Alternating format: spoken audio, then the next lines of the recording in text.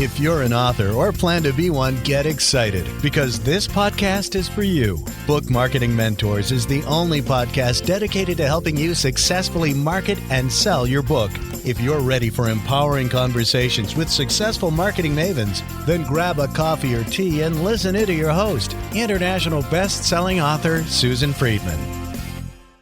Before I introduce you to this week's special guest, I wanted to be the first to let you know that I'm reopening my most in-demand training program, the Abundant Author Breakthrough. This 3-day training program held virtually will be on January 27th to 29th. Over the 3 days, you're going to discover powerful techniques you can use to grow a profitable and sustainable business as a nonfiction author. Last time I offered this virtual retreat, it sold out in less than 72 hours. Why? Because it delivers big on one major promise, and that is you can build a winning business around your book that'll bring you in more money month after month after month. Imagine how it would feel to be able to say, you finally made it as an author. I'm limiting attendance to only 10 spots. Because there's so much personal one-on-one help that you get during the program. So if this sounds interesting, click the link in the show notes and let's schedule a quick strategy session so we can discuss if this is the right fit for you at this time. And now, let's get on with the show to meet this week's special guest expert. Welcome to Book Marketing Mentors, the weekly podcast where you learn proven strategies, tools, ideas, and tips from the masters. Every week, I introduce you to a marketing master who will share their expertise to help you market and sell more books. Today, my special guest is a business coach, speaker, and host of the Midlife CEO Podcast, Jeannie Spiro. Jeannie specializes in helping women coaches and client-based business owners use speaking strategies and events to fill their coaching programs to earn multiple 6 to 7 figures. After taking her failing coaching business to multiple 6 figures in 12 months, she developed a speaking and sales system to help other women coaches do the same. Jeannie loves living near the beach and lives with her family outside Newport, Rhode Island. Jeannie, what an absolute pleasure it is to welcome you to the show. And thank you for being this week's guest expert and mentor. Thank you so much for having me, Susan. It's a pleasure to be with you and your listeners. Excellent. Well, Jeannie, I know you love talking about how to get leads and clients from speaking. I know that that's of real interest to our listeners because one of the most frequent questions that I get is, how do I get speaking gigs? What kind of wisdom would you share if somebody came to you with that question? I actually always go back to the beginning of how I did it and how I still do it today. A lot of people overcomplicate this and think, oh, I have to have this strategy and I have to hire someone to do it. But really what we do when we're thinking about putting ourselves out there is there's a process to this. And I go to who you know first. That is the first part of getting and securing speaking engagements. For example, Susan, we know a lot of people when we're in business already or thinking about starting a business. Most of us do. People, if we think about it, have opportunities that exist within their communities where they're already hosting people. And if we start with the people that we already know, that's the best way, I think, and the easiest way to start finding speaking opportunities. So I always think about who in your circle has opportunities that you need to talk to. That's the first one. Then how would you approach them with this? I mean, it's like, well, do you need someone to be a speaker? Or what would the best and the nicest approach be? I always approach everything from a place of value and service. This comes from mindset first. And so what you want to think about is, how am I offering value to someone else? What is it that I do that is valuable to someone else's community? You want to put yourself in that mind frame first. And then you want to think about, how is what you do valuable to someone else, and look for the match. then you simply ask that. And usually what I will do is if I know someone who has a podcast or a stage, I will do some research in advance to find out more about their audience, who they are, who else they've had speak, and look for the gap in between to then say, well, I see you haven't had anyone that speaks about what I speak. It looks like you provide an incredible opportunity to share your resources with others. Would you be interested in having what I offer?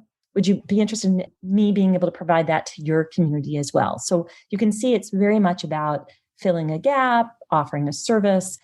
That's really the approach that I take.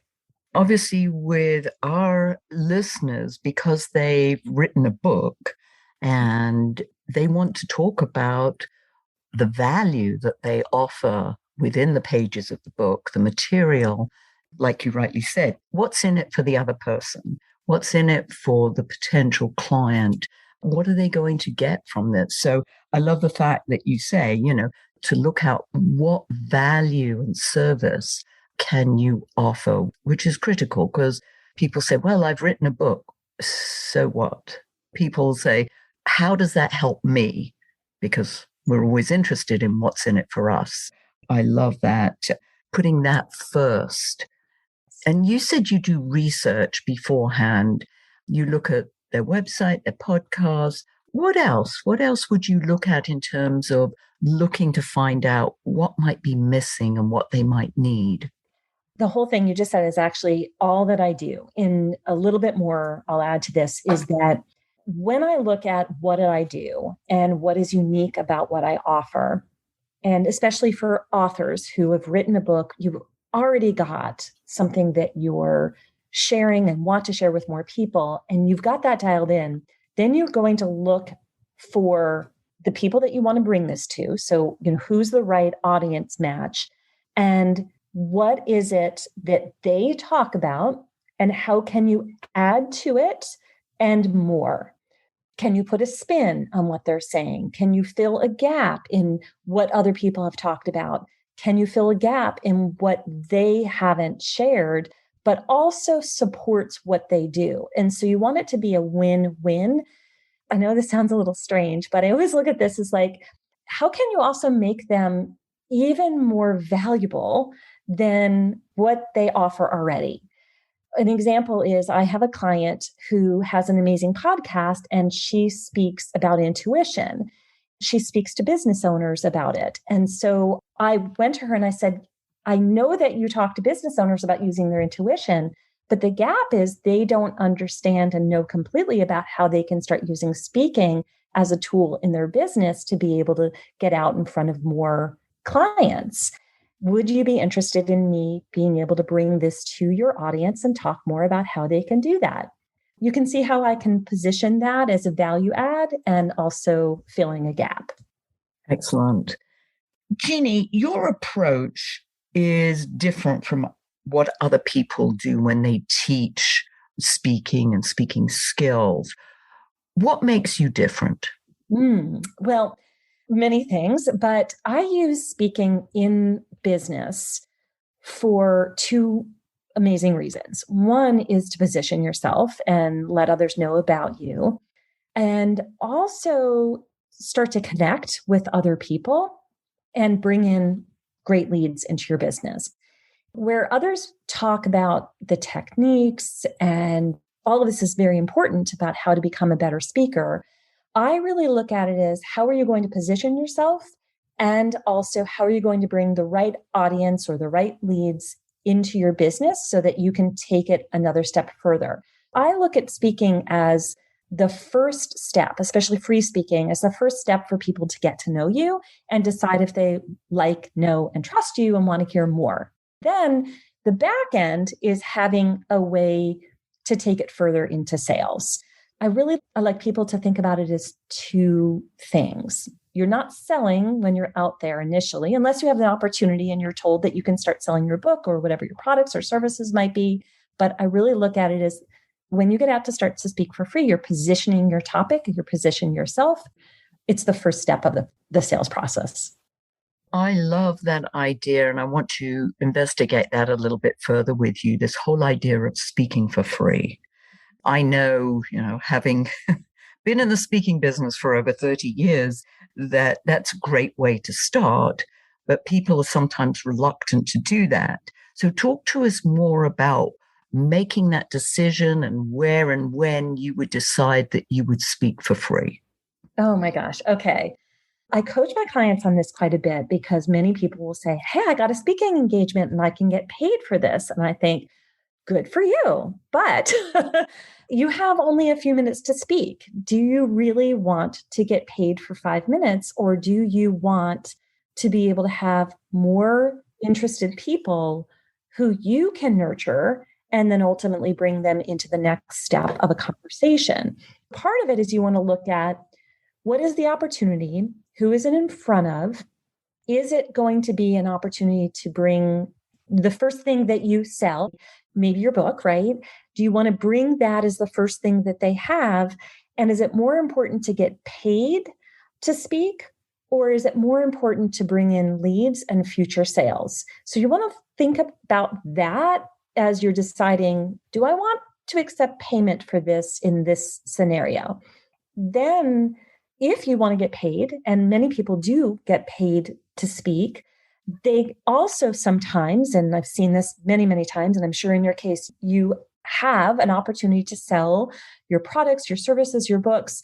That's wonderful too. So it really depends on what you're deciding to do with that speaking opportunity in the post-sale process. And I hope I'm making sense by this. Oh, absolutely.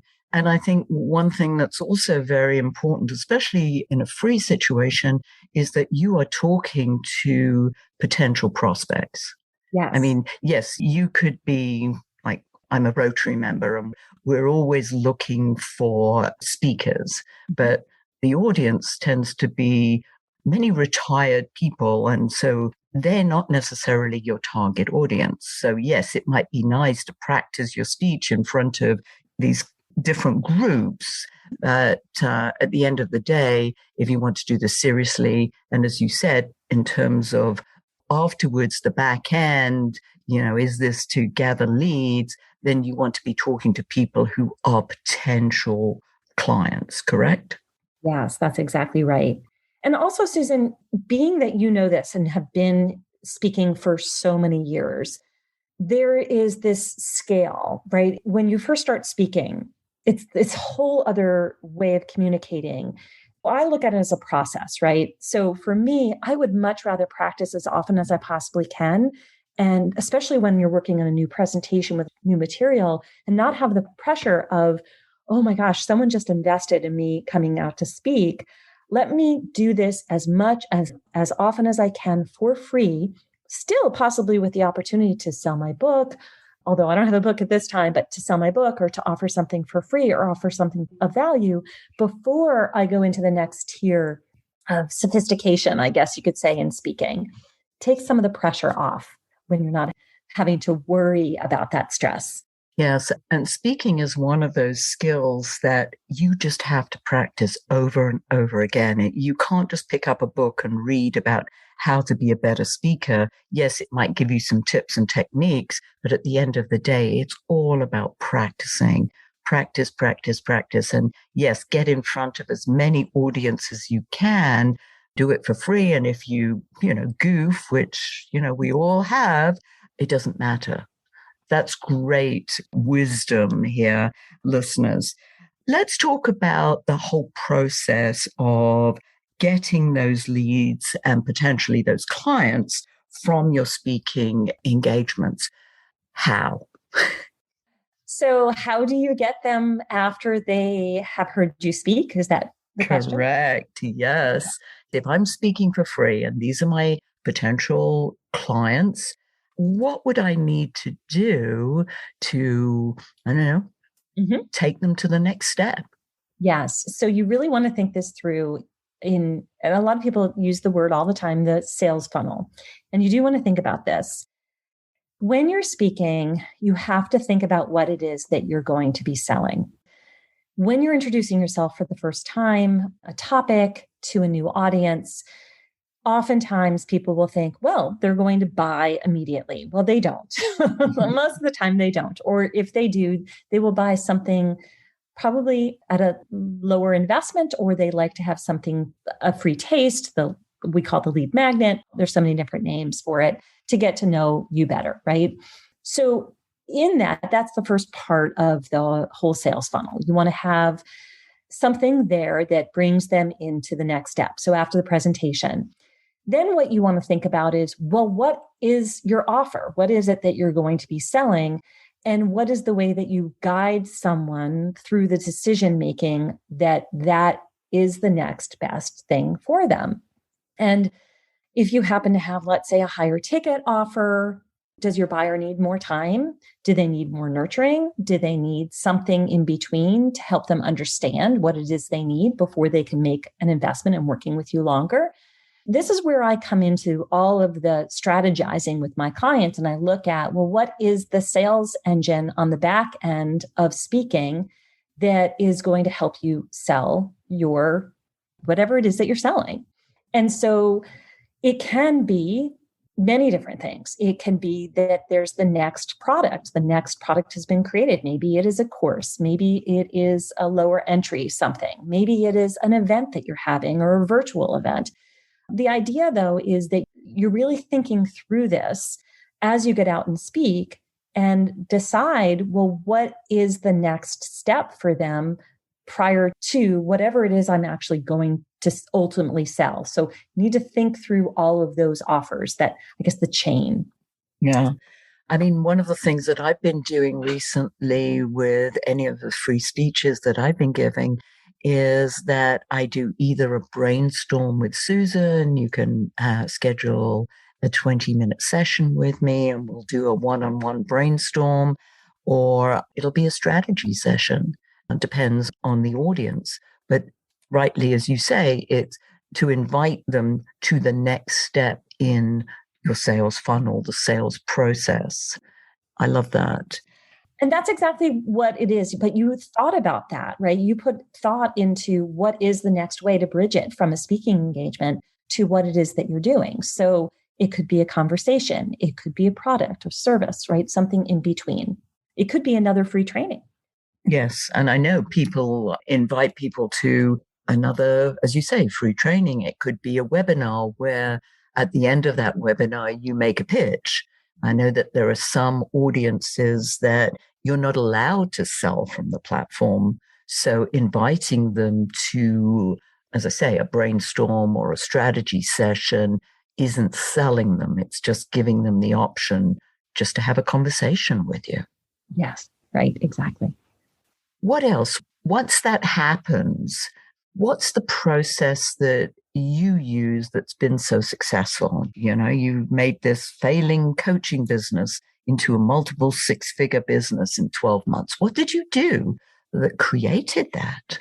So there's two parts to this story, Susan. So the first is that was part of my journey. And I realized, what's the fastest and easiest way for me to get clients? For me, it was speaking.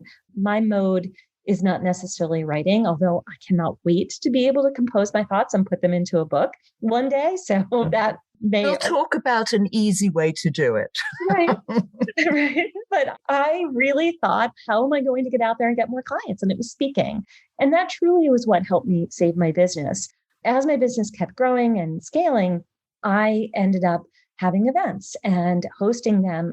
So I had a couple of ways of selling in my business. And then the pandemic happened. And the two ways that I was selling my business actually went away. I couldn't get out on stage and I couldn't host events. And I realized I actually had a selling problem. I needed to figure out how I was going to consistently sell my services. So I did a huge deep dive into all the ways that I knew how to sell and all the strategies that I could teach people to sell their services. And I did that for myself. I tested out every single which way and finally found a system and rhythm for me. And this is the part that I think is sometimes missing for people, is that we lean very heavily into certain approaches and strategies and put everything into one Or we stack way too many things and we overwhelm ourselves, but it's actually finding the right rhythm to sell your services. And that's what I really love being able to have. So after you've been speaking, after you've gone out to get clients, all of that, then you want to be thinking about how am I creating this rhythm in my business to constantly bring in sales into my business. Excellent. Yeah. I mean, this pandemic did a lot for speakers. I mean, one day you had a full calendar and the next day it was empty. All these cancellations, which was not good for the ego at all, or the self-esteem. So yes, I mean, speakers, my speaking colleagues were scrambling. And I'm sure you had that as well. It's like, what do we do now? I mean, virtual has made a 180-degree turn on how we can do speaking now, that we don't have to leave home. We can do it from the comfort of our home, and people can still get the value, because at the end of the day, it's the value that they want. And I think you said that right at the very beginning, the value and the service that you offer. And if you can't do it live, hey, let's do it virtually. Oh, 1000%. And yes, you can, and it's possible. I think the pandemic, and I don't want to go on too long about this, but it made many of us think about how do we do business a different way? And what is the opportunity? So for me personally, it was, okay, so I taught this all the time. I use this in my business all the time. What's a different opportunity to bring my services to more people? How do I pivot this? And the world opened up to me in a different way. I wasn't seeing some of the things that were available to me. They now are. I use many different strategies. So our listeners love learning about mistakes, Jeannie. What are some of the common mistakes that you see, especially for newbie speakers, that they make? Well, the first one is that there's this assumption that you need to sell immediately and that you're selling your service. You're actually not selling your service first. Typically, you're positioning yourself in what it is that you do. So I really want people to start to think about it differently. Like, people need to know who you are. It's the whole like, know, and trust, but they actually really need to understand who you are, see who you are, relate to who you are, see that you have a solution before they actually can buy what it is that you offer for a solution. What you're doing is you're positioning yourself first. The mistake I see is people lead with, I'm selling something. Well, actually, you're positioning yourself. So that's how I always look at that. Another mistake that I see speakers, especially newbie speakers, making is going so far beyond who they know in their immediate circle and thinking, oh, I need the bigger audiences. Well, I can't even tell you how many times I've spoken to smaller audiences. And because of the intimacy, that some of those clients became multiple year clients. And I've earned many thousands of dollars in even smaller audiences. And they were great practice opportunities in the sense of me being able to do this in front of a smaller group of people. I would say don't dismiss having smaller speaking opportunities, because when you know what you're doing to ultimately bring people to the next step with you, it can lead to a lot more than what you think. Those are the two I think are pretty important. Yes, I always equate that to, I have clients who say, oh, how do I get into the New York Times or the Wall Street Journal? And I was like, your local paper is hungrier for you than ever the New York Times, the Wall Street Journal, or any of the big magazines, because they've got everybody pitching to them, but yet your local environment doesn't, and they're hungry. And I see that's the same with the speaking, that, the smaller audiences, those are the people who really need you.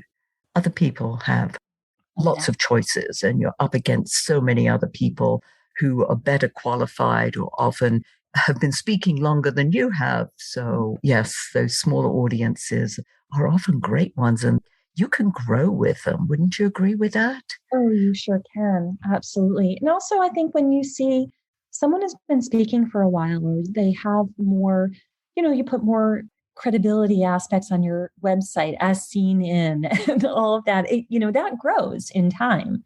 I 1000% agree with you. You start where you are and you grow from there. What about getting repeat business from people? Do you have any strategies that we should keep in mind in order to get repeat business? Because as we know, it's easier to get more business from an existing client than it is to go out there and try and find somebody new. Yes. And I love this because of two things. So I was in sales for a very, very long time. And also I was in client retention.